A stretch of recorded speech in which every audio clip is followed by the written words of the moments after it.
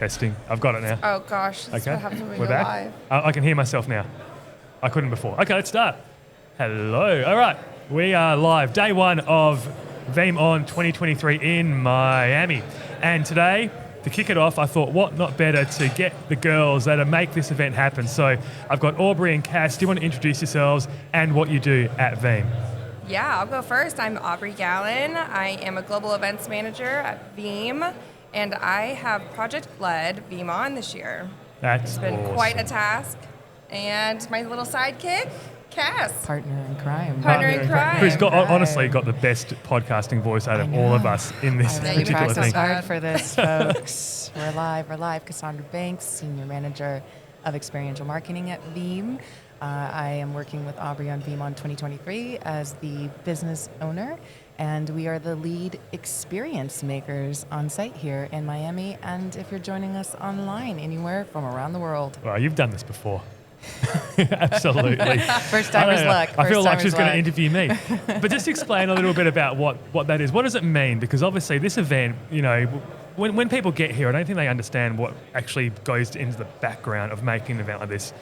Number one, just run. Number two, execute it. And then number three, you know, how the actual people feel when they're here, the experiences they have. It's such a big moving engine with lots of parts. Explain a little bit about, you know, you mentioned experience and what does it actually mean? Well, really, we're obsessed about creating moments that become memories. If you think about any experience, it's really memory generated and driven. You don't necessarily remember what was talked about in that keynote, right?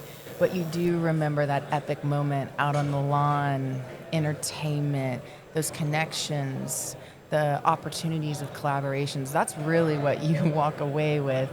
And that's what we're really here to do. Yeah. So you're saying that what we do on main stage is not really very important? Here we go. As he just got off the main stage.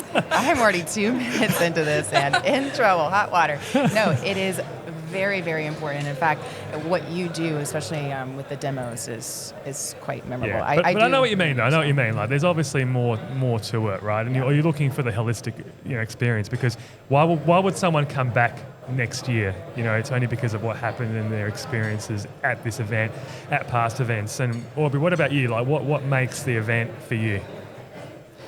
It's really the people that come and experience it all, online and in person. We put a lot of thought and experience into even just the registration and how that flow worked, and it leads, and it's green threaded through the entire way. I love that, till you green threaded. get I love it. on site. Yeah, so we really do put a lot of thought into it with the first experience of getting that first email that VeeamON registration is live in our website, and that goes all the way throughout to our experience on site.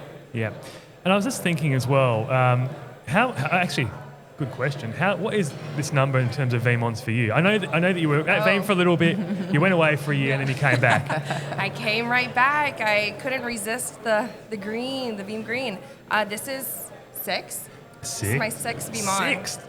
Including Wow. 2 virtual, or 1 virtual. Yeah, that's as much as me. 6. Yeah. I think. Yeah, there you go. And I know, Yeah. and Cass, I think I met you in Miami. We did. Back in 2019. Yeah. The last before everything fell apart. The lobby, yeah, that's right. Before everything fell apart.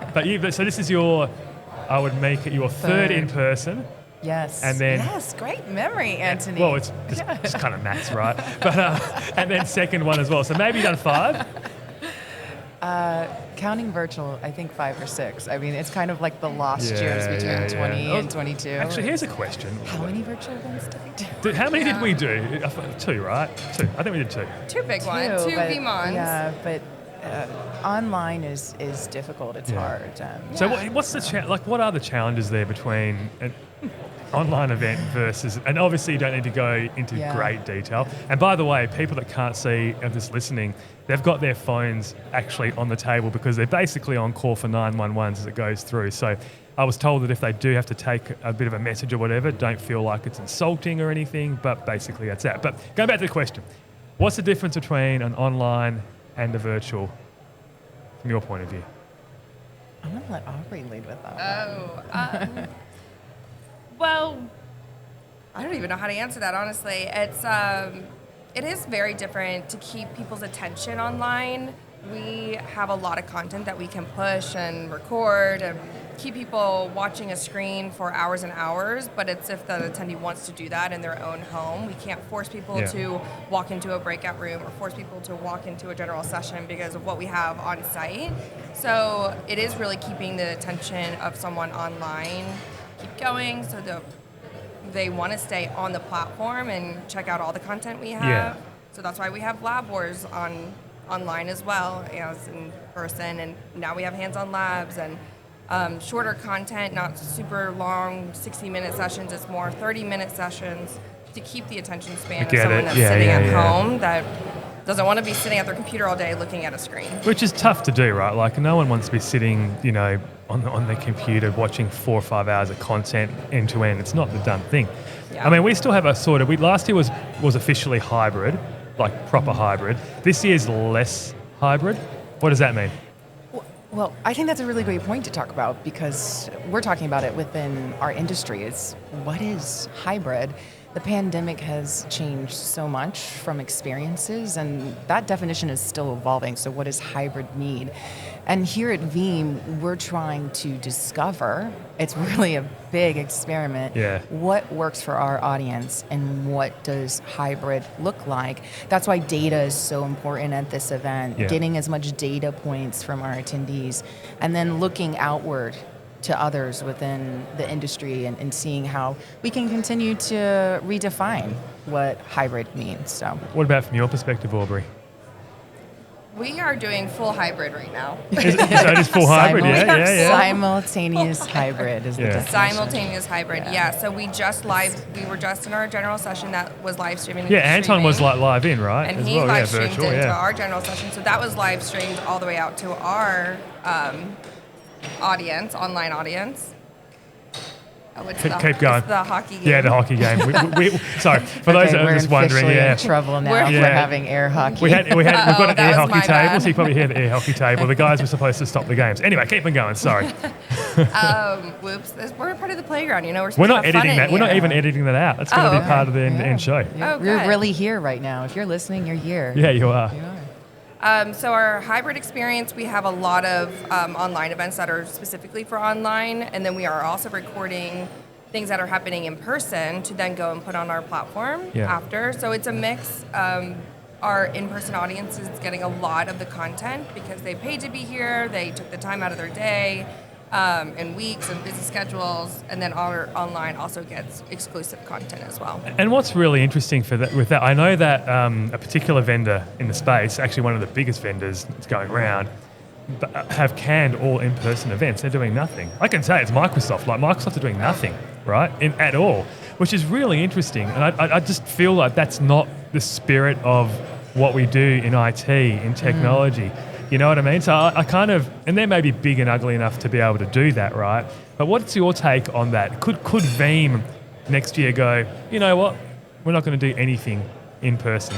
I don't think we could personally. They could. I mean, they could. I might not have a job if that was the case. I don't know. Actually, you guys might not have a job if that was the case. Good for you. Look at it. But you know what I mean? So I think that we, with the pandemic, we kind of flipped over the hybrid, and some people went, let's roll with that. But what I've seen more recently since, say, reInvent last year, I went to reInvent AWS, huge in-person event. They nailed it, right? It was 75,000 people there, 75, right? It's crazy in terms of those people. It's huge. But they needed that to build the energy for what AWS needed to do over the next few years. That's what we're doing here at this event. We're building the energy for the next 1 to 2 years in Veeam. So I kind of go, we have to have these events. So what would happen if we didn't have them? Oh, okay, I'll take that one. And I also want to go back to talking a little bit about future forward, like where we're currently at in future forward, and without dating myself too much. I remember, like it was yesterday when Second Life launched. Hey, I remember that. Yeah, and we were having the same discussions that we're having now. Will face-to-face interactions, will live events be dead? And in 5 years, we're all going to be joining from our VR headsets, right? Yeah. And I think we're seeing a bit more of that. So clearly there is this sort of pace towards a digital first environment for experiences, immersive, metaverse, VR, AR. We're here, but we're just not quite there yet. And there's been some interesting research, landmark research that was released this summer about the effects of VR on people and the work environment, and it made them sick, and it wasn't really as great as we thought it would be. I've watched Ready Player One. I know what happens in VR environments. Oh, you get a little sick, right? Which is not what you want. So I think we're going to see more and more of it. It's clearly here, but we're humans. Humans crave. It's in our DNA. It's in our being to be able to be in front. The one thing that I hated about that pandemic was the fact that you couldn't see anyone face to face. Like another Zoom call. I remember being at the end of it, like maybe 2022, 21-ish. I think it must have been 21. Yeah. And just getting on another Zoom meeting and going, oh, we're doing this again, and like, and even just like walking off that stage there, like I've got to sort of say that when we talk about main stage and what we do on that stage, there's so much prep that goes into doing it, and then you're sitting there getting your makeup done and all that kind of stuff as well as happens. You got to. We made a joke. I'm a walking Zoom filter at the moment.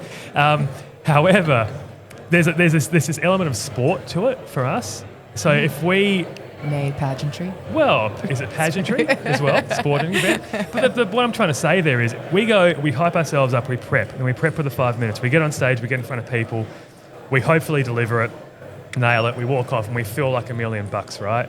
You can't get that at home. And to that point, even if you take that and think about the presenters that are doing their sessions and all the meetings that we're doing as well, it's the same sort of thing. So going into that VR thing, I can see how augmented reality and VR could. It's cool. I mean, it's cool, right? Especially for us kids, us youthful kids joining. Thank you. It is cool. It's cool, right?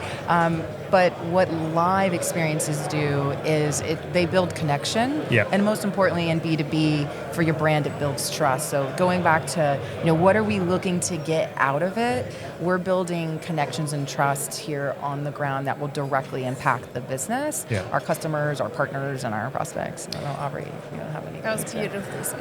Yeah. Well, Aubrey, I'm going to direct one at you now. Aubrey, I think from Aubrey's perspective. You can pass all the hard questions. Yeah, I'm going to ask you a hard question. That's literally why I stepped in last minute. I'm going to ask Aubrey a hard question now.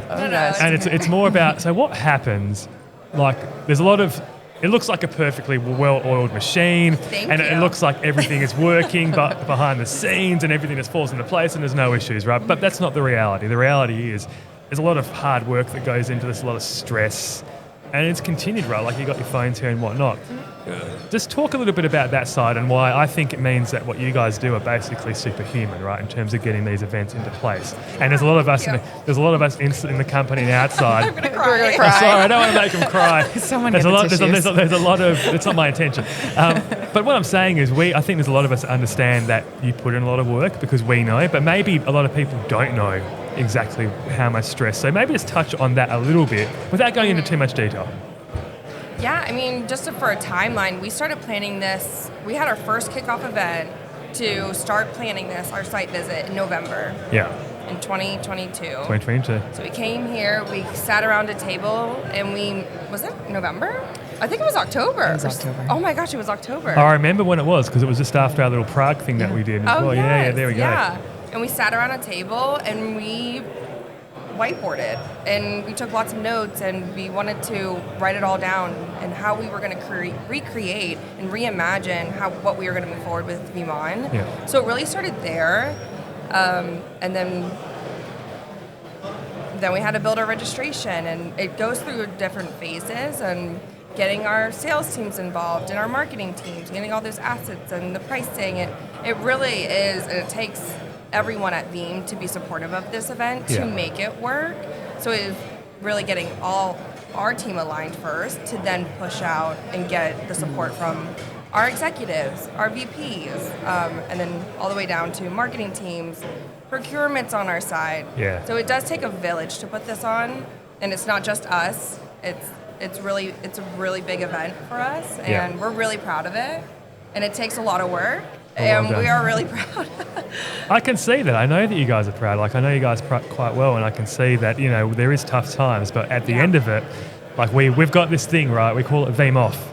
Yeah. Well, And has Cass had a proper Veeam off yet? Probably she's not. never had a Veeam I off don't- because this event lives on and on and on. Yeah, I mean, But in the time, we can have a Veeam off, and it's one of the things that us Veeamers talk about, like, you know, Yeah. because we build up so much to the show, and then finally at 6 o'clock on Wednesday, you can kind of let loose a little bit and just enjoy it and celebrate the hard work that you guys have done, which is more the point. I just want to finish off by saying thank you to Aubrey for this studio. yes. Because this was her brainchild. Like, in October, we were in Prague, and Aubrey came to me and said, I think I want to do this. We're going to do it.